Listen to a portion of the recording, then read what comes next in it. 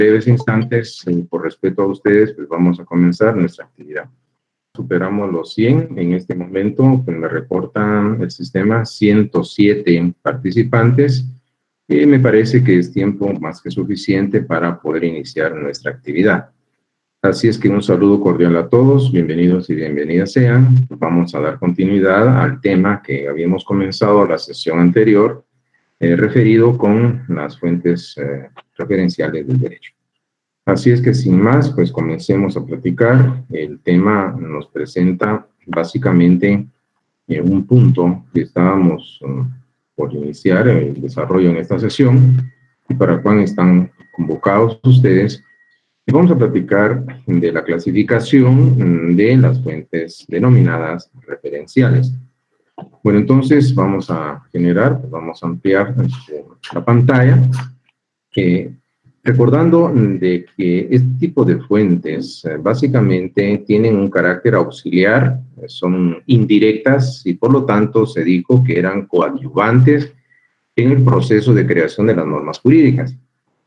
Quiero que tomen ustedes en consideración que como fuente del derecho, la fuente referencial va a aportar, por un lado, pues, información, que son datos, en este caso, que nos van a permitir un conocimiento en el ámbito científico del derecho sobre X o Y institución que nos pueda interesar.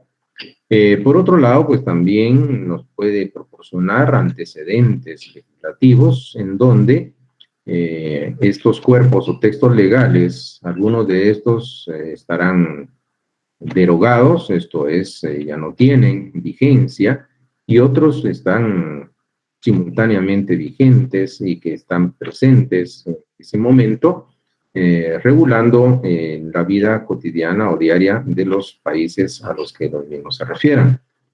De esta forma, deben ustedes considerar que cuando se recurre a estas denominadas fuentes referenciales, básicamente no olviden que la persona, institución u organismo de Estado que quiera preparar, por supuesto, un proyecto de ley sobre alguna circunstancia que amerita una adecuada regulación dentro de un contexto social, y muchas veces no sabe cómo hacerlo o necesita adquirir mayor información para poder crear una norma jurídica, pues entonces podrá recurrir a estas fuentes denominadas referenciales.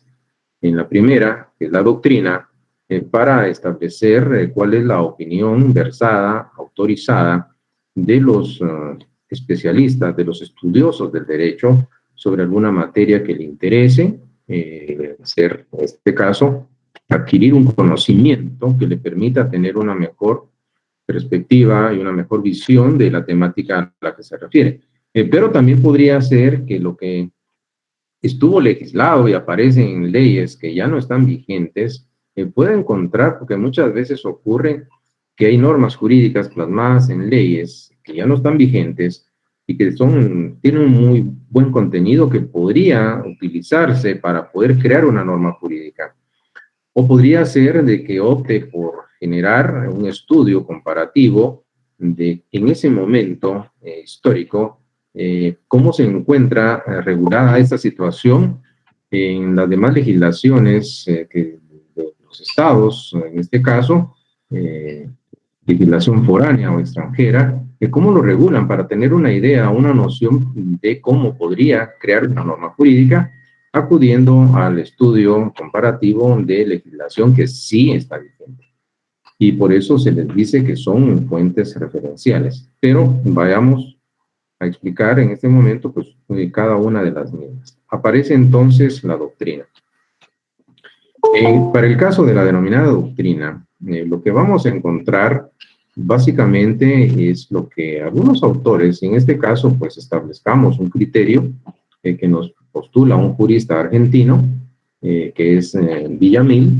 Lo interesante es que este autor hace alusión al criterio etimológico, porque une la doctrina con la enseñanza del derecho, y es más, bajo este aspecto, por su significación etimológica, vimos, está vinculada a la enseñanza y también ese término expresa que la doctrina es lo que ha sido afirmado, como sabido. En este caso hablamos de la teoría, o que podría estar impuesto en su carácter por una escuela determinada, y es porque cuando hay diversos autores que se unen dentro de una misma perspectiva de análisis jus filosófico, entonces, y que tienen denominadores comunes, pues van a agruparse en determinada escuela del pensamiento de lo jurídico. Es así como nosotros podríamos hablar de una corriente jus naturalista, una corriente jus positivista. Hablamos de la escuela histórica del derecho, para mencionar algunas de estas corrientes que dentro de esa dimensión académica, pues se constituyen en verdaderas escuelas del pensamiento jurídico, en donde se agrupan a diversos autores que van a tener como denominador común la aceptación y, por supuesto, la profusión de esa teoría científica dentro de su propio criterio de interpretación jurídica. Bueno, entonces, ¿qué podríamos mencionar? Desde el contexto eminentemente gramatical, pues ese vocablo doctrina, como muchos vocablos nuestros se derivan, en este caso, del latín, puede tener sentidos o significados. Estos son acepciones, y todas son válidas, porque puede ser entendida como la enseñanza en sí misma, como la ciencia o la sabiduría, y por supuesto la opinión, que implica criterios exteriorizados por uno o por varios autores sobre cualquier materia. No solo sería en el ámbito de lo jurídico, pues vemos que hay doctrina, que es teoría científica del derecho, en las demás ramas de la ciencia, pero en el caso nuestro, pues nos interesa la ciencia del derecho, entonces hablamos de la doctrina jurídica. Pues bien, como enseñanza, como ciencia, como opinión o criterio, pues la doctrina puede válidamente ser aceptada bajo estas denominaciones. Y que también es importante entender que esos significados antes mencionados pues son compatibles, no son contradictorios.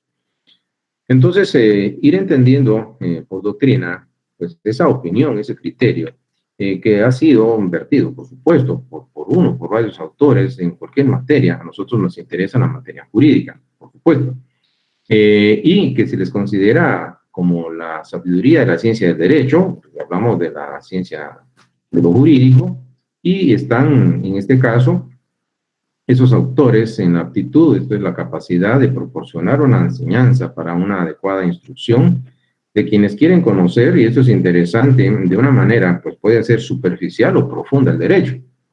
Ustedes se podrán preguntar por qué cuando se estudia derecho, alguien pudo haber imaginado, pues, ¿por qué no se estudia solamente la ley? ¿Y qué creen que hemos estado haciendo durante estas semanas en el curso de introducción al derecho? Que más que un curso de introducción es una teoría general del derecho. Pues lo que estoy haciendo es explicarles a ustedes la doctrina.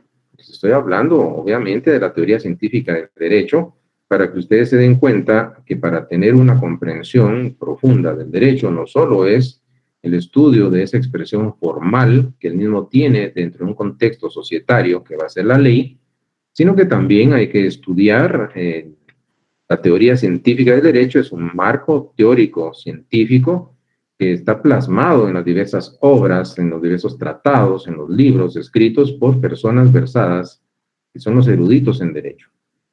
Entonces, claro, yo les haré una pregunta: ¿y cuál es la intención de ustedes? ¿Estudiar de manera superficial el derecho o bien realizar un estudio profundo del mismo? Claro, estos dos esfuerzos van a requerir un grado de dificultad muy distinto. Entonces, espero que opten por ser estudiosos a profundidad de la temática jurídica. Bueno, entonces continúo acá con ustedes comentando sobre este tema. Estos sujetos, estos individuos, es un esfuerzo personal, hemos de destacar esto, porque no todos los que estudian derecho hacen ciencia del derecho. Entonces, claro, hay que rendir una honrosa denominación para hacer referencia a esas personas que de alguna manera, pues, académica, en su afán del estudio científico del derecho, pues han sido denominados con los términos de doctrinario, jurisconsulto, jurista, jurisperito, jurisprudente o exégeta. Aquí voy a hacer un alto en la explicación. Los invito a que ustedes vean si aparece la palabra abogado. Yo no la veo. ¿Ven ustedes abogado en esas honrosas denominaciones que se le dan a los estudiosos del derecho? No dice abogado. Claro que el abogado estudia derecho, pero cuando lo hace a profundidad y cuando ya aporta y aquilata a la ciencia de lo jurídico, doctrina científica de derecho, entonces en ese momento podría calificar en cualesquiera de estas denominaciones. Mientras tanto, no. Claro, pues podríamos platicar, es un aspecto muy interesante, que es lo ideal, por supuesto, de que el esfuerzo sea profundo y que el interés por desentrañar el conocimiento sobre el derecho los lleve hacia no conformarse con la superficialidad del estudio del derecho, sino entrar a la profundidad de estudio del mismo. Eso hará una diferencia enorme. Entonces, es importante mencionar que esas expresiones que aparecen en su pantalla, claro, no son sinónimas. Tienen relación y como denominador común las utilizamos para hacer referencia a los estudiosos del derecho, pero pueden establecerse en unas diferencias específicas que van a caracterizar a cada uno de estas denominaciones antes mencionadas. Lo importante es que todas hacen relación a los expertos en la temática doctrinal y que se constituyen en los estudios sobre el derecho. Entonces, bajo ese aspecto, vamos a ver que esas personas, esos sujetos que han dedicado su vida, su esfuerzo, y que son activos porque de alguna manera no son meramente receptivos, los sujetos pasivos, sino que ellos están proponiendo conocimiento y están sometiéndolo a consideración de la comunidad científica en el ámbito del derecho, ellos son capaces de crear doctrina y así como una punta de lanza van abriendo brecha en las profundidades del estudio del derecho y claro, los resultados de esos arduos estudios pues quedan plasmados en las obras, en los tratados, en los libros, para que puedan trascender los límites de tiempo y espacio y que de alguna forma sea el asidero que pueda generar ese marco teórico para poder comprender el derecho y que pueden virtualmente ser fuente de derecho, claro, y les voy a explicar el por qué.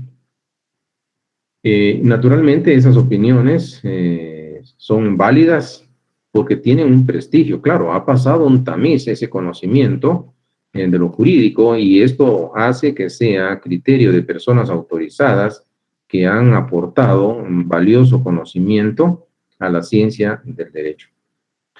Podríamos platicar de muchos aspectos, pero acá quiero que tomen en consideración el por qué se le vincula con una fuente de carácter referencial. Y la doctrina, si la vamos nosotros a definir, pues aquí hay una de tantas definiciones que van a encontrar ustedes de los diversos estudiosos del derecho. Aquí tenemos al profesor de Derecho mexicano, Eduardo García Maínez, que es un clásico. En este caso nos dice que la doctrina se refiere a los estudios, por supuesto de carácter científico, que los juristas, ya ustedes saben que hay otras denominaciones, pero acá los juristas realizan acerca del derecho. ¿Con qué propósito? ¿Con qué finalidad? Claro, es netamente teórico. En este caso van a crear la teoría científica del derecho, pero también puede ser de sistematización de los preceptos. ¿Qué implica la sistematización de los preceptos? Implica clasificarlos, ordenarlos apropiadamente, y también hay una finalidad de esos estudios que realizan los juristas, es interpretar las normas. ¿Qué significa esto? Pues ellos opinan cuando una norma, por supuesto, no es suficientemente clara, puede ser oscura o podría ser contradictoria, pues ellos ilustran de cómo debe ser, en este caso, entendida o entendido o desentrañado el sentido de la ley. Entonces, por ese motivo, también esa finalidad va sobre este aspecto, pero también en un momento dado podemos ver que ellos emiten opinión en cuanto a cómo deberían ser aplicadas esas normas a casos concretos. En este caso, ya pueden, en este caso, orientar a los jueces de cómo debería ser aplicada esa norma según una opinión versada de estos estudiosos de la ciencia de lo jurídico. Bueno, entonces, ¿qué tenemos acá? Alguno preguntaría, bueno, ¿y cómo puede utilizarse la doctrina? Pues vuelvo acá que la doctrina, como ya ustedes vieron, son opiniones, son criterios, los estudiosos del derecho, y hay varias denominaciones para los mismos. Ellos plasman en sus obras, en sus tratados, ellos realizan sus reflexiones científicas sobre la validez formal, real o intrínseca de las normas que integran un ordenamiento jurídico. Entonces es bueno, en un momento dado, pues recurrir al estudio de la doctrina, y es necesario hacerlo, y lo van a ver ustedes durante toda la carrera, para poder entender o comprender las diversas materias y, por supuesto, instituciones que son objeto de regulación jurídica. ¿Qué podríamos mencionar acá en torno a la doctrina? Y alguno se podría preguntar, ¿y cuál es el carácter referencial que la misma tiene? En primer lugar, se recuerda que les había dicho que la persona, organismo de Estado, institución, quiere crear una norma jurídica para paliar en parte una problemática social, pero no sabe cómo hacerlo. En un momento dado, entonces, ¿qué es lo prudente? Si tiene desconocimiento sobre ese tema, en una materia X o Y, entonces lo prudente es, en un momento dado, adquirir un conocimiento sobre esa temática. ¿Entienden esto? Entonces, ¿qué hacer? Pues voy a estudiar qué dice la doctrina, cuál es la opinión o los criterios de los versados en derecho, para poder entender con una mejor amplitud y, por supuesto, un rigorismo científico esa situación. Y en el momento en que me están orientando, están iluminando, facilitándome información valiosa sobre el porqué de esa institución, cuál es su naturaleza jurídica, qué debe entenderse. Entonces, ya como creador del precepto, ojo, lo que esa teoría científica del derecho nos ha facilitado puede influir en el pensamiento del legislador. Esa es una. O también podría influir en el pensamiento de aquellos que van a elaborar decisiones, en este caso hablemos de los jueces que dictan sentencias.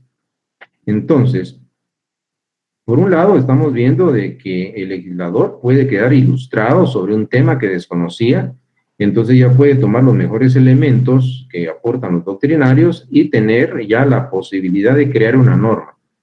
Puede influir o puede no influir la doctrina en el pensamiento del legislador. Claro, si él tiene ya un criterio más claro de el porqué de esa situación y cómo debería regularla, entonces él puede recurrir a la doctrina y al final produjo el efecto de una fuente referencial, porque si bien es cierto, se ha dicho que la doctrina per se, esto es por sí misma, no puede crear o generar una norma jurídica, y por eso algunos autores pues, la estaban excluyendo como fuente del derecho, y se decía que la doctrina únicamente constituye una fuente del conocimiento de lo jurídico, pero en este esfuerzo que realizamos a nivel de cátedra de introducción al derecho, pues mantenemos la doctrina, claro, otros autores la ubican como fuente formal, pero acá como una fuente referencial, para determinar el rol a que está desempeñada a jugar, y es porque puede o no ser tomada en consideración en la medida en que influye en el pensamiento. Entonces ya es una fuente auxiliar, coadyuvante o indirecta del derecho, y por supuesto esa norma que va a ser creada vio la luz derivado a que hubo en el sujeto creador del precepto una orientación previa que le facilitó la doctrina y por supuesto influyó indirectamente, sí, pero influyó en la génesis de la norma jurídica. Eso es en la labor legislativa, pero también puede ocurrir de que el juez conoce un caso, va a dictar una sentencia, llega a un proceso de reflexión, él tiene que emitir un juicio, en ese caso valorativo, que es axiológico, calificando la inocencia o la culpabilidad del sujeto procesado, entonces el juez también no solo va a recurrir a la ley, claro, debe hacerlo porque se va a fundamentar en norma contenida en ley, pero también él puede estudiar las opiniones o los criterios versados de los estudiosos del derecho para tener una mejor forma de comprensión y quedar plasmada en la sentencia ese criterio en donde en base a un análisis jurídico que implica el análisis legal, pero también hizo un análisis doctrinario basado en la opinión versada por los estudiosos del derecho, pueda tener un mejor criterio para poder dictar esa sentencia. Y en ese caso, claro, entonces puede adquirir ese carácter de referencial. Jueces estudiando autores para poder adquirir criterios que les permitan resolver en casos concretos. Entonces, claro, pues también puede ser en el ámbito administrativo.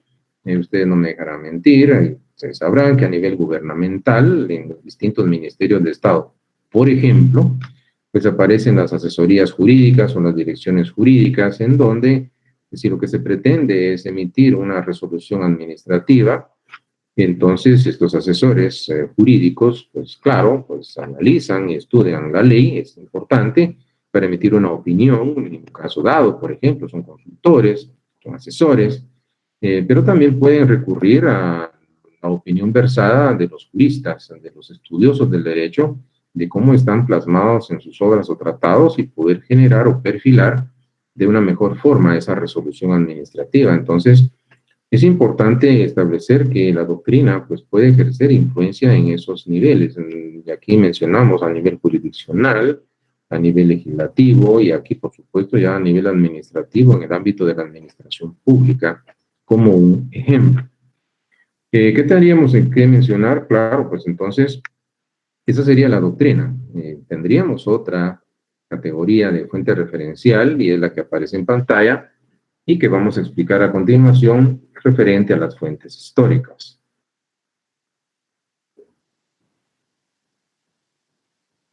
Claro, la ubicamos dentro de la categoría de fuentes referenciales o fuentes de referencia. Vuelvo a insistir en el escenario que necesito que comprendan. La persona, institución u organismo de Estado ante una problemática social que requiere o que exige una adecuada regulación jurídica, pues va a crear una norma jurídica. No sabe cómo hacerlo. Estamos en esto. Entonces, podría recurrir a realizar un análisis histórico de leyes que ya no están vigentes. Ya saben ustedes en qué consiste la vigencia de una ley. Entonces, leyes que ya no tienen fuerza obligatoria, pero que en su momento, y hablamos de un momento pasado, pues estaban vigentes, pero ya no. Deben explicarles que aquellas leyes que terminan o pierden su vigencia pasan a engrosar filas de las denominadas fuentes históricas. Entonces, si la necesidad es crear una norma jurídica, y muchas veces no se sabe cómo hacer, pero se tiene conocimiento de que en el pasado esa situación estaba regulada, había algún aspecto análogo al que nos interesa, pero esa ley ya no está vigente, entonces recurren, investigan cómo en el pasado estaba regulada esa situación, y podría ser que encuentre un antecedente legislativo del cual tome lo mejor de esas normas jurídicas no vigentes y que le puedan servir como un marco de referencia a partir del cual pueda crear una norma jurídica que va a incorporarse a un ordenamiento estatal determinado. Entonces, si por definición de fuente histórica pues necesitamos dar una, pues vemos que son aquellas normas jurídicas que tuvieron vigencia en el pasado y que es preciso conocer para entender el origen de las fuentes que tienen vigencia en el presente. Y dado que las normas jurídicas anteriores, por supuesto, pueden ejercer una influencia en las nuevas normas jurídicas, porque muchas veces pudiera ser que de una manera acertada estaba regulada esa situación, pero ya esa ley ya no está vigente, entonces se va a tomar ese elemento de juicio de una ley derogada, esto es suprimida o anulada totalmente, una derogación total, o como técnicamente algunos autores denominan, está abrogada. Entonces, es ahí en donde le va a dar ese elemento de juicio que lo puede utilizar, puesto que todos esos documentos o textos legales del pasado, y no importa si es reciente o puede ser muy atrás, pero que nos faciliten criterios para poder generar, o en un momento dado, poder legislar y crear una norma jurídica, en ese momento juegan el rol de fuentes referenciales. Claro, entonces es importante que ustedes comprendan que aquí lo que vamos a recurrir para poder auxiliarnos es en la búsqueda de leyes ya no vigentes, leyes que perdieron su vigencia y que nos puedan ilustrar, indicando en la normativa que podría ser utilizada para crear una norma jurídica nueva y que se va a incorporar al ordenamiento jurídico. Y recuerden que, por supuesto, esas leyes ya no recuperan vigencia y si era muy buena la ley, por supuesto, hay que seguir las etapas o fases del proceso legislativo que ustedes conocen para volver a integrar una norma jurídica, derivado que las leyes que han sido derogadas pues no van a recuperar su vigencia y por lo tanto se necesita de esa fuente formal, un proceso legislativo, para en momento incorporar esa normativa en una nueva ley que tuvo un asidero en leyes no vigentes, pero aportaron como un dato de referencia elementos de juicio importantes para crear una nueva norma jurídica. Podríamos seguir platicando, pero es necesario entrar a desarrollar también la tercera y última categoría de fuentes referenciales, y es la que se denomina derecho comparado. Ya ustedes saben cuál es el escenario que he estado recreando con ustedes. Hay una situación en la vida de relación social que ha generado una necesidad sentida dentro de ese colectivo social. Entonces se exige o se reclama una adecuada regulación jurídica. Que la persona, institución o organismo de Estado pues quiere crear una norma jurídica para paliar esa situación, pero no sabe cómo hacerlo. Y podría ser que sea una situación novedosa y no hay legislación en nuestro ordenamiento jurídico vigente que regule la situación, o pueda ser que hay una ley pues que no está siendo suficientemente eficaz para normar esa situación y amerita pues una nueva ley. Pero siempre la situación va dirigida a que se va a crear una norma, que entonces si se quiere ilustrar de cómo crear la norma, podrá recurrir al derecho comparado. Por supuesto, este va a estar integrado por las legislaciones vigentes de los demás estados en relación con un determinado estado. Entonces, ¿qué hace esa persona o institución que va a crear? Pues vuelve sus ojos hacia el exterior y va a analizar y estudiar cómo en otras latitudes del planeta los diversos estados regulan esa materia propia de su interés. Y por lo tanto, estamos viendo que el derecho comparado, claro, es una disciplina muy rigurosa, es un método básicamente de estudio del derecho que está basado, esto es fundamentado en la comparación de las distintas maneras de resolver ciertos casos y que son ofrecidas en los diversos o distintos ordenamientos jurídicos del mundo para las mismas situaciones o casos planteados. Por supuesto que hemos de establecer que son legislaciones que están vigentes, entonces son válidas en ese momento histórico del que estamos hablando, entonces que son leyes del presente y que tienen fuerza obligatoria, contrario al derecho a la fuente histórica, que ya son leyes pasadas, no vigentes, pues acá en el derecho comparado, por supuesto, son leyes que están vigentes simultáneamente, esto es en el mismo momento, con respecto a nuestro ordenamiento jurídico. Entonces se realiza un estudio comparativo. Claro, ¿qué tendríamos acá? Ese derecho comparado, y podría contarles a ustedes una pequeña anécdota en torno a esta situación. Hace algunos años pues tuve el honor de impartir cátedra a nivel de posgrado y básicamente, claro, pues mis alumnos eran abogados y por supuesto pues yo con gusto, me encanta la docencia universitaria Entonces se estaba desarrollando, impartiendo un curso que se denominaba Legislación Notarial Comparada, que básicamente era derecho comparado en materia notarial, pero lo interesante es que, imagínense, como un proyecto era elaborar un proyecto de código de notariado en Guatemala, tomando como elementos de juicio instituciones que estaban reguladas en ese instante en otras legislaciones notariales a nivel mundial. Claro, es de entender de que, por supuesto, siempre y cuando pues esas leyes pertenecieran a países cuyo sistema de derecho notarial fuera el derecho latino, es muy distinto al sistema notarial del derecho anglosajón. Pero es interesante y sí de comentarles algo. Mis respetos, por ejemplo, en la legislación alemana, la legislación notarial, ser notario en Alemania es tan interesante que es más, el sujeto notario, dadas las exigencias que se requieren en la legislación alemana, es una persona muy versada que puede en un momento dado aspirar inclusive a ser magistrado o juez en el sistema de administración de justicia alemán. Pues bien, en todo caso, se realizó y se desarrolló ese curso y es impresionante lo que ustedes pueden ver en torno al estudio de derecho comparado.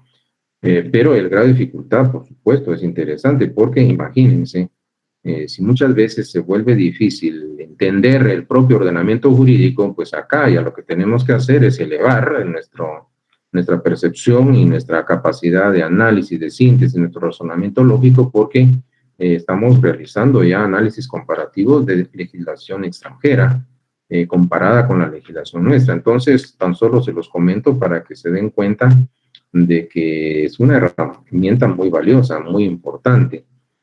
Pero también es importante pues, tomar en consideración que puede, cuando se utiliza de manera apropiada, el derecho comparado es una herramienta importante para poder generar o crear norma jurídica y, por lo tanto, como una excelente fuente de referencia.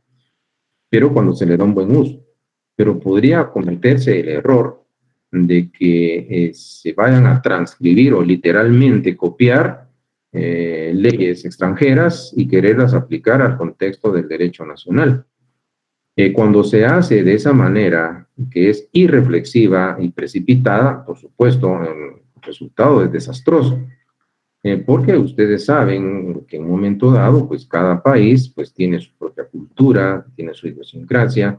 Imagínense ustedes que si es un estado en donde hay legislación muy liberal y quiere aplicarse en aquellos estados que tienen una legislación mucho más conservadora, pues esto en lugar de generar una solución va a generar un conflicto. Y ustedes pueden ver en las distintas noticias que se dan en el ámbito internacional de estos conflictos, porque no solo es de copiar y legislación foránea y aplicarla en el contexto nacional. Se necesitan analizar varios aspectos y de hecho ustedes se recordarán que así como lo postula la Escuela Histórica del Derecho, el derecho pues también es un fenómeno cultural y por supuesto hay ciertos rasgos que distinguen y que diferencian a las culturas a nivel mundial. Entonces pudiera darse en la situación de generar más que una solución, pues crear un conflicto cuando se da ese famoso copy-paste de copiar y pegar y por supuesto implementar legislación foránea en contextos socioculturales muy distintos. Entonces es la única observación que tendría que decirles en torno al mal uso que podría darse, pero bien usada, pues me parece que no hay ningún problema. Los niveles de comparación que nos permite esta herramienta metodológica, que es el derecho comparado, pueden ir en dos aspectos, a un nivel micro y a un nivel macro. ¿Y esto qué implica? Por supuesto, si es en un nivel mucho más reducido, a nivel micro comparación, entonces son solo ciertos aspectos que nos pueden interesar de cómo aparece regulada o legislada esa temática en la legislación externa. Pero cuando este análisis se amplía y va hacia la profundidad y, por supuesto, lo que se pretende ya es establecer las diferencias estructurales, ya nos vamos básicamente a algo mucho más profundo, entre dos o pueden ser más sistemas jurídicos, entonces el derecho comparado pues, va a adquirir ese enfoque de un análisis macro comparativo. Claro, podría seguir disertando sobre el tema, pero tenemos muchos aspectos que mencionar.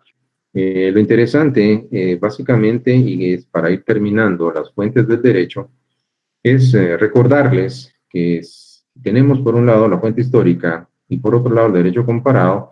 Hay ciertas diferencias y similitudes que nos pueden presentar estas dos fuentes referenciales.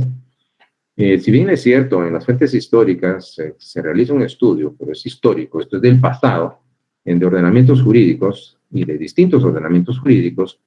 En el ámbito del derecho comparado, que también requiere un estudio, que este es comparativo, de diversos ordenamientos jurídicos del presente, esto es que están vigentes, llegamos a la conclusión que pueden haber aspectos similares entre la fuente histórica y el derecho comparado, pero también hay diferencias específicas, y básicamente la diferencia específica es que la fuente histórica implica o conlleva estos ordenamientos jurídicos que carecen de vigencia, esto es, ordenamientos legales que ya no están en vigor. Desde el momento mismo en que una ley ha perdido vigencia, pasa a engrosar las filas de las fuentes históricas y que pueden ser días, meses, años, décadas, siglos, si ustedes quieren, atrás, que esas van a ser fuentes históricas. No están vigentes los textos legales. Y en el derecho comparado, claro, se estudian comparativamente distintos ordenamientos jurídicos, pero están simultáneamente vigentes. ¿Qué significa? Que están en vigor en ese momento, tienen vigencia, tienen fuerza obligatoria y por lo tanto sus efectos son vinculantes. Y ahí tienen la diferencia entre una fuente histórica y un derecho comparado y también establece la similitud que existe en ambas fuentes referenciales. ¿Y qué creen que acaba de pasar en este momento? Terminamos las fuentes del derecho, terminamos el módulo 2 y también he de comentarles que les voy a socializar y les voy a compartir material de estudio. Hay guía de estudio, hay guía de lectura y también hay un par de libros que voy a compartirles y ahí hay una nota que les voy a encargar que la tomen en consideración porque no es obligatorio que lo estudien en totalidad, pero los encontré en la página oficial del Congreso de la República y tiene temas relacionados con el aspecto relacionado con el proceso legislativo.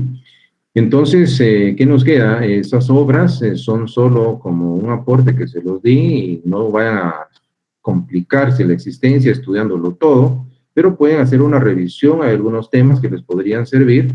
Y por favor, a las personas que a veces no toman la secuencia o no ponen atención a lo que les digo, pues se van a complicar estudiando todos los libros. Son dos los que les adjunté. Aparte, pues también les adjunté la ley orgánica del organismo legislativo, la descargué de la página del Congreso.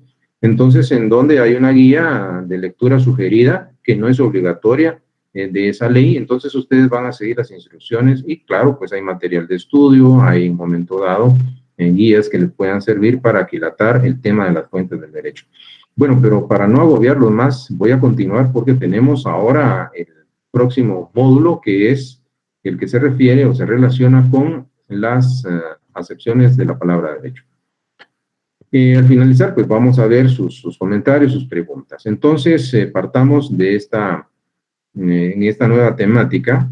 Tenemos en nuestra pantalla en tercer módulo, y es el que se refiere a las acepciones de la palabra derecho. Platiquemos entonces. Lo primero que vamos a desarrollar es que las metas que se pretenden alcanzar a través de la explicación de esta temática serán, por un lado, pues la definición del derecho y por otro lado, pues explicar las distintas acepciones del vocablo derecho. Y acá las vamos a explicar en binomios. Derecho subjetivo, derecho objetivo. Derecho vigente, derecho eficaz. Derecho sustantivo, derecho adjetivo o procesal. Derecho positivo y derecho natural. Claro, hay más acepciones del vocablo derecho, pero estas son las que aparecen en nuestro programa, y si en un dado caso está haciendo una revisión, me parece que hay un desorden en el programa, y esto que ustedes tienen en su pantalla es la secuencia que me interesa que tenga su programa, y si lo tienen a la mano, pues pueden comparar ustedes lo que les estoy diciendo y lo que tienen en pantalla con lo que aparece en su programa. Claro, no se preocupen, porque al final de cuentas, pues también todo esto va a ser socializado. Pero sí, esta es la secuencia que yo les voy a explicar que debe tener nuestro programa oficial de estudios. Bueno, entonces, hecha la aclaración, pues vamos a continuar. Nos tocaría primero, como un aspecto preliminar, claro, pues vamos a hacer un énfasis en la definición del concepto de derecho.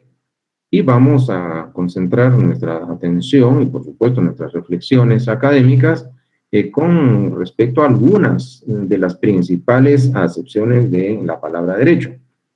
Que no son todas, por supuesto. ¿Qué significa? Que hay más acepciones, pero vamos a destacar estas que yo les presenté en su momento, y, por supuesto, son las que aparecen en nuestro, o deberían de aparecer en nuestro programa, pero es así como debería estar ese programa.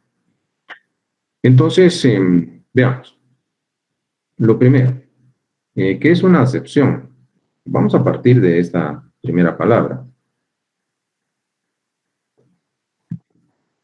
Como muchas de nuestras palabras en nuestro idioma, pues tienen origen latino. Acepción pues, proviene de este vocablo acceptio, acceptionis. ¿Y qué significa? Entonces vemos que la acepción va a ser cada uno de los significados, de los sentidos de una palabra. Esto es importante, según los contextos en que aparece. Según los contextos en que aparece. Sería el contexto en que estamos utilizando la palabra. Vamos a ver entonces este aspecto que es importante. Si esto es así, el vocablo derecho, y por supuesto por su origen etimológico, la palabra derecho proviene del latín directum, pues vamos a ver que el vocablo derecho se ha dicho que hace alusión o referencia a un concepto que tiene carácter polisémico.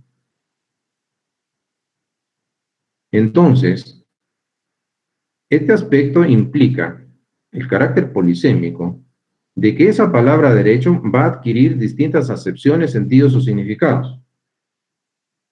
Voy a partir en este momento, vamos a recrear como un ejercicio intelectual 3 escenarios, en este caso entendamos contextos, en los cuales voy a utilizar la misma palabra derecho para que ustedes entiendan el por qué se dice que tiene un carácter polisémico. En el primer caso, sería el primer contexto.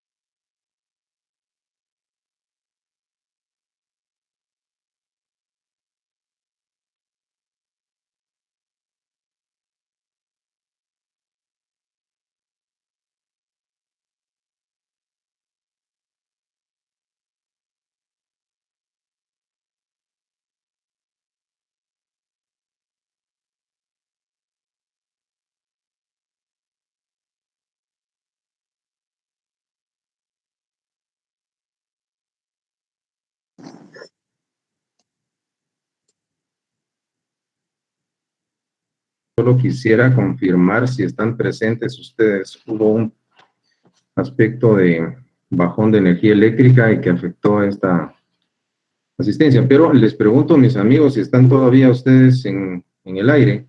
¿Sí? ¿Me escuchan? Sí, licenciado. Sí, licenciado. Sí, licenciado. Gracias.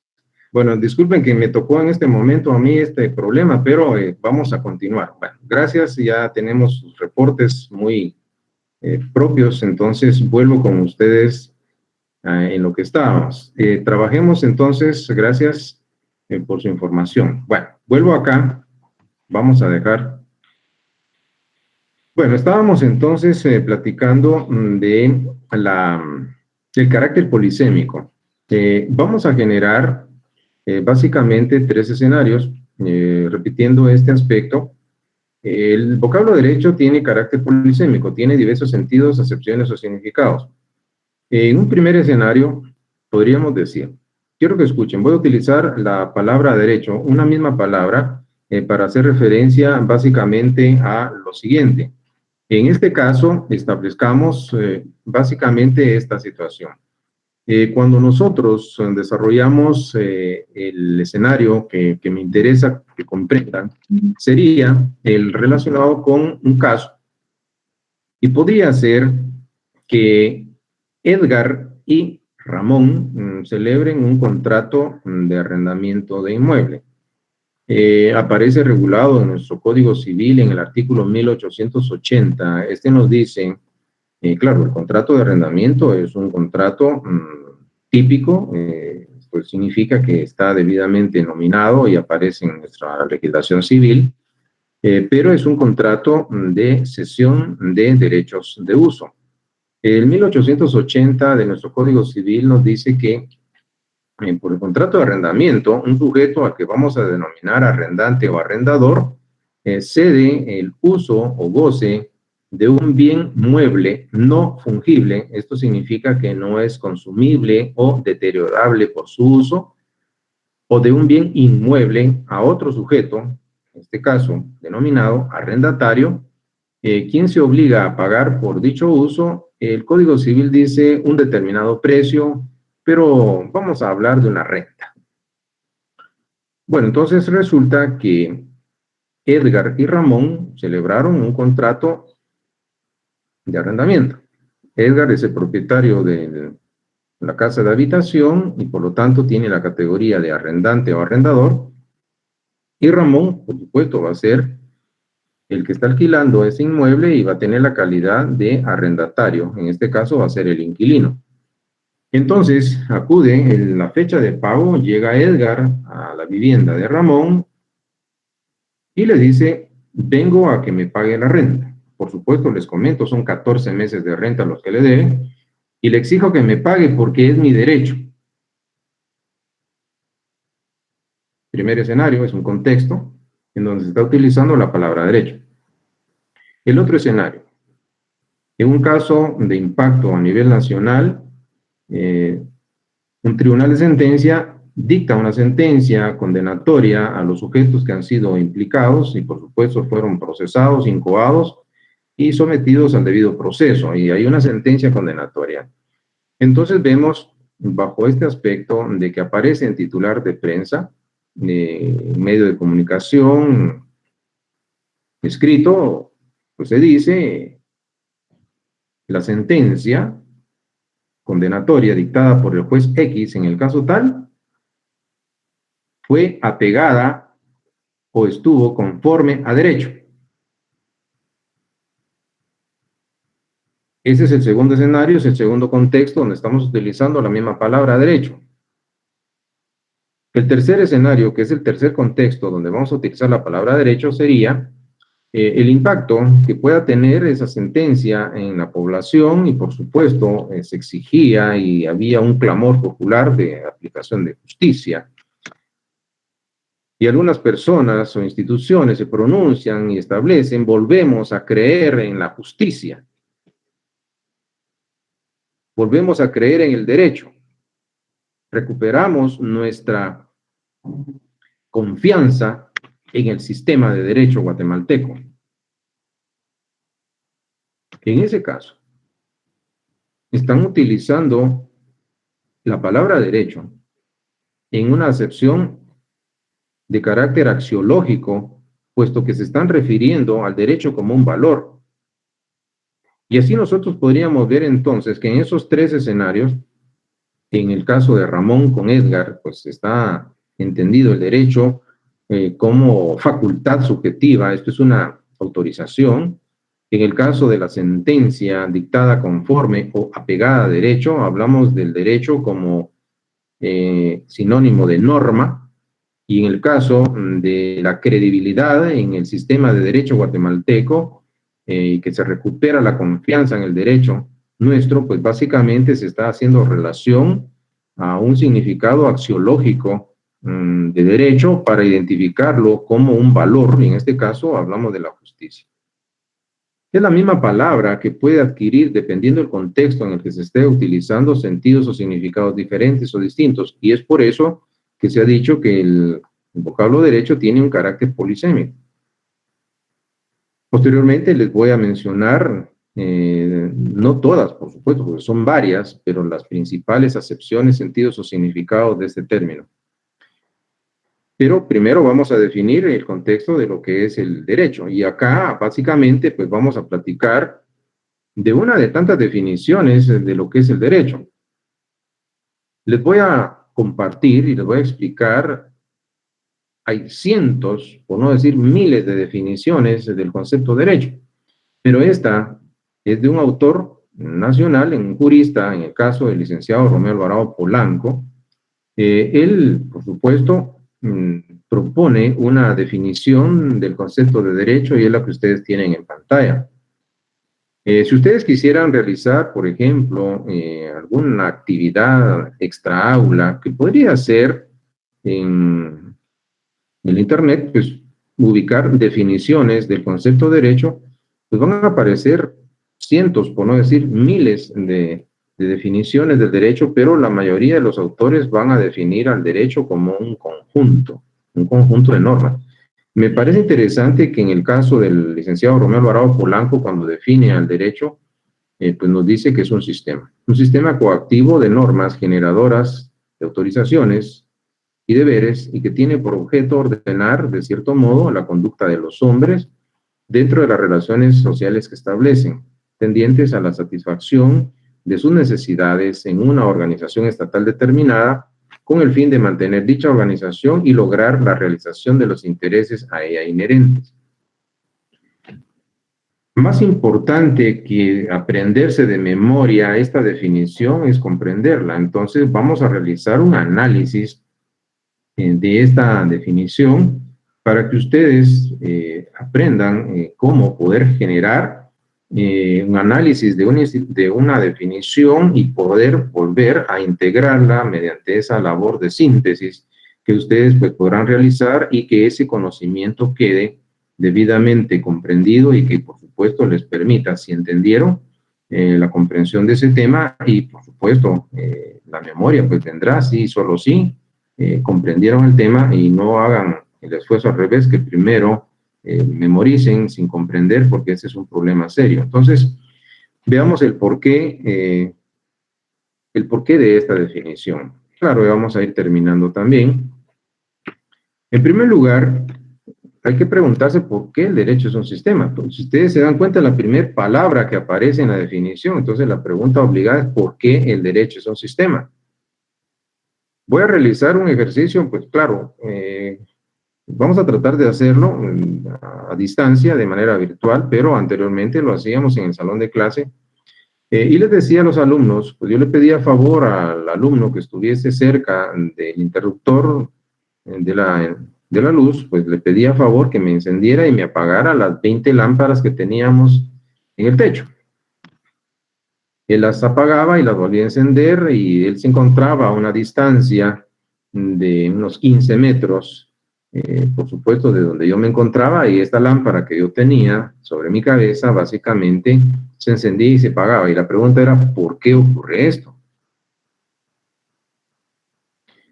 Entonces, claro, ¿por qué él estando 15 metros de distancia se encendía y se apagaba la lámpara que tenía cerca? Y entonces la respuesta obviamente es porque ahí hay una interconexión, y estas 20 lámparas que simultáneamente se encendían y apagaban es porque ahí hay un sistema eléctrico, porque están interconectados todos esos componentes eléctricos. Luego venía la otra situación, y era establecer la posibilidad de que todos esos componentes o materiales eléctricos se quitaran de donde estaban y los íbamos a apilar cerca de la tarima, a un costado o cerca del pizarrón. Si 50 elementos o componentes eléctricos estaban sobre nuestras cabezas, entonces acá en la tarima pues teníamos los mismos 50 componentes o materiales eléctricos. ¿Y cuál era la diferencia de ese material que estaba instalado con el material que teníamos ya acá cerca? Pues la diferencia es que ese era el que estaba sobre nuestras cabezas era un sistema eléctrico y lo que tenemos acá era un conjunto de materiales eléctricos. Y la diferencia entre el sistema como concepto y el conjunto como tal radica en lo siguiente. Desde el punto de vista cuantitativo, 50-50 son idénticos. Pero desde el punto de vista cualitativo, la diferencia es enorme porque el sistema tiene interconexión, más ese conjunto de materiales eléctricos no están interconectados. ¿Qué significa esto? El concepto sistema abarca, comprende o subsume al conjunto, porque tiene varios elementos que lo integran. Pero decimos que todo sistema necesariamente implica un conjunto. Pero no todo conjunto necesariamente va a implicar un sistema. ¿Por qué? ¿Qué le da carácter sistemático al conjunto? La interconexión. Entonces, es por eso que el profesor Romeo Alvarado Polanco pues propone que para poder definir al derecho, pues él prefiere denominarlo sistema. Ya ustedes tienen el criterio del por qué es definido el derecho como un sistema. Lo curioso es que en los próximos años de la carrera van a encontrar ustedes, de alguna manera, pues muy reiterada, la definición del derecho como conjunto. Pero ya tienen en un momento dado algunos argumentos, y les voy a explicar los que están a continuación, por los cuales el derecho tiene carácter sistemático. En primer lugar, el profesor Romeo Alvarado Polanco nos dice que esas reglas, por supuesto se refiere a las normas jurídicas que le integran y los principios doctrinarios, pues es la teoría científica del derecho, están adecuadamente estructurados. ¿Esto qué significa? Que tienen una estructura. Es más, si ustedes analizan hasta el significado etimológico de la palabra estructura, pues la vamos a identificar como un esqueleto, pues tiene un orden. Entonces no es algo disperso o desordenado, tiene un orden, está estructurado, que sería el primer argumento por el cual el derecho es un sistema. Segundo argumento, se dice que están esas reglas, esos principios unitariamente dispuestos. Existe un aforismo latino que se expresa bajo la siguiente denominación: uno universo iure. ¿Qué significa esto? El mundo del derecho es uno. Y cuando ustedes estudian un ordenamiento jurídico, van a encontrar que hay una diversidad de normas contenidas en las distintas leyes. Pero a pesar de la diversidad normativa que existe, esta se integra un todo unitario. La unitariedad que presenta el derecho es comparada con la unidad que tiene un árbol, porque el concepto de árbol está integrado por la raíz, el tronco, la rama, las hojas. Pues en el caso del derecho, si hacemos esa similitud o comparación con el árbol, pues el derecho, al igual que el árbol, a pesar de que tenga diversas ramas, integra un tronco común, conforma un todo, y por eso se dice que están unitariamente dispuestos. Tercer argumento: esas reglas, esos principios están debidamente jerarquizados. ¿Se recuerdan ustedes la jerarquía normativa? Cuando hablamos nosotros de la jerarquía normativa, hablábamos del orden o grado de importancia que las normas integrantes de un ordenamiento jurídico guardan entre sí. Y se recuerdan aquellos 4 niveles generales: normas constitucionales, normas ordinarias, normas reglamentarias, normas individualizadas, que es un tema que vamos a ver posteriormente cuando nos toque el tema de la jerarquía de las normas jurídicas y sus ámbitos de validez, pero vamos a establecer que existe un orden de importancia. Y por supuesto, desde el punto de vista de la lógica jurídica, vamos a ver que el fundamento de validez de una norma radica en una norma superior que la valida, y así a esa norma superior está validada por otra superior, Entonces estamos viendo dentro de esa estructura jerárquica esos órdenes o niveles, y por lo tanto es el tercer criterio que aquilata el por qué se dice que el derecho es un sistema. Y finalmente, pues establezcamos que esas normas jurídicas, esas reglas, esos principios, hay una orientación consciente a la realización de un fin concreto. En la definición anteriormente mencionada, por supuesto, hay que normar la conducta externa de las personas en sociedad, pero también se genera a través de la normativa mantener a la organización estatal que la ha creado. Esto es porque existen dentro del sistema jurídico normas de estructuración orgánica que regulan o que rigen los diversos poderes u órganos de poder del Estado. Pero también existen normas de comportamiento social que establecen, por supuesto, la normativa tendiente hacia la realización de aquellas necesidades que son inherentes, son sentidas dentro del colectivo social.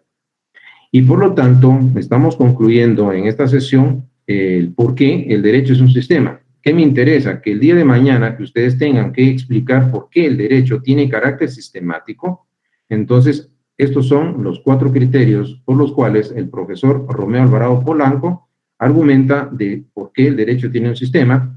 Romeo Alvarado Polanco pues aparece en la bibliografía específica de nuestro curso, en nuestro programa, y ustedes si tienen el deseo lo pueden consultar en el texto correspondiente citado en la bibliografía de nuestro programa oficial de estudios. Sin más, entonces, ¿qué nos queda? En la próxima sesión, pues vamos a desarrollar el carácter coactivo que tiene ese sistema. Entonces, si esto es así, pues no me resta más, pues primero, pues vamos a regresar acá con ustedes, pues, mil disculpas por la interrupción que hubo en la señal. Entonces, voy a proceder, tal y como lo habíamos convenido, pues a revisar pues, sus comentarios, sus respectivas preguntas, y volvemos acá, por supuesto, pues en este caso, establezcamos, vamos a ver acá, bueno, así es el derecho, dice Otto, todo está estructurado en un conjunto de definiciones, ideas y normas jurídicas. Por supuesto, es un todo global y en ese contexto. El día de hoy en la radio, en la mañana, escuché el término tribunal de sentencia. ¿A qué se refiere? ¿Quiénes son o de qué se trata eso? Pregunta Eddie. Pues en el caso de los tribunales de sentencia son órganos jurisdiccionales que tienen asignada una de las etapas importantes dentro de un proceso, y es el dictar sentencia. En un momento dado, por supuesto, tenemos en un proceso penal, por ejemplo, que pueden ser que las diligencias urgentes se puedan desarrollar en un proceso penal derivado de la comisión de un delito. Podría ser que se inicien, dada la premura, en un tribunal, pudiera ser, en caso extraordinario, un tribunal, a un juzgado de paz, pero obviamente puede remitirlo a un tribunal que sería de primera instancia penal, el que debe conocer esas ciertas etapas dentro de un debido proceso. Agotadas las etapas que le han sido asignadas a ese juzgado de primera instancia penal, por ejemplo, hay una etapa que deberá ser conocida en el caso del proceso penal, que es la etapa del debate en juicio oral y público. En esa etapa procesal es en donde se dicta la sentencia. Entonces, el proceso se va a seguir ante un tribunal de sentencia penal, que va a estar integrado, es un órgano colegiado, porque tiene 3 jueces, en este caso 3 magistrados, que integran el tribunal de sentencia y que van a tener asignada una de las etapas del proceso, y va a ser dictar la sentencia. Por supuesto, es una sentencia de primer grado, primera instancia, entonces a eso se refiere Eddie. Cuando se habla del tribunal de sentencia, es un órgano jurisdiccional que dentro de la estructura del organismo judicial, en materia penal, por ejemplo, tiene asignada la etapa de dictar sentencia en la fase del debate en el juicio oral y público. Me indican acá, vamos a incluir los módulos 2 y 3 para el parcial, les comento, punto explicado, punto evaluado. Entonces todavía tenemos algunos materiales pendientes con ustedes.